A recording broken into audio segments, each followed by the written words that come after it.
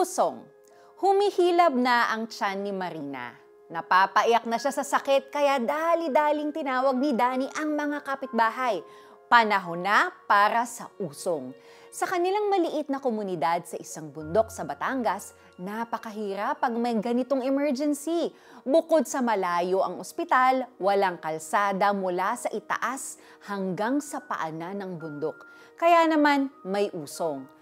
Ang sama-samang pagpasan ng mga tao sa pasyenteng nakahiga sa stretcher hanggang sa maihatid ito sa sasakyan.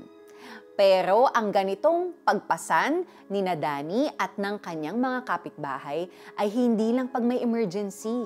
Nagtutulungan din sila sa pagwawalis ng mga nalaglag na dahon at sanga mula sa napakaraming puno sa paligid.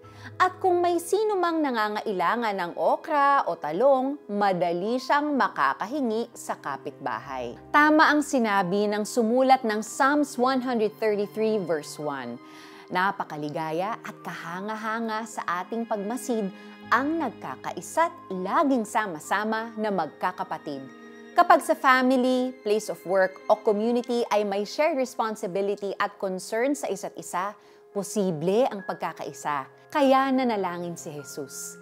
Idinadalangin ko sa iyo, Ama, na silang lahat ay maging isa gaya natin. Kung paanong ikaw ay nasa akin at ako'y nasa iyo, naway sila man ay sumaatin. With this prayer, pinalalim ni Jesus ang tunay na ibig sabihin ng unity. Ang pakikipag-isa sa Diyos ang siyang magbubunga ng pakikipag-isa natin sa ating kapwa. Motivated by God's love, we can live with them in unity and with love. As we dwell under God's grace and authority, together we can thrive. Manalangin tayo. Dear God, magkaisa nawa kami sa pananampalataya sa inyo at sa inyong anak na si Jesus. Tulungan ninyo kaming mamuhay ng may malasakit at pakikipagtulungan sa mga taong nakapaligid sa amin. In Jesus' name, Amen. Heto po ang application natin ngayon.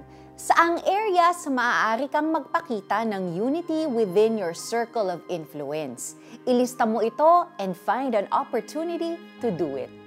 Napakaligaya at kahanga-hanga sa ating pagmasid ang nagkakaisa't laging sama-sama na magkakapatid. Psalms 133 verse 1.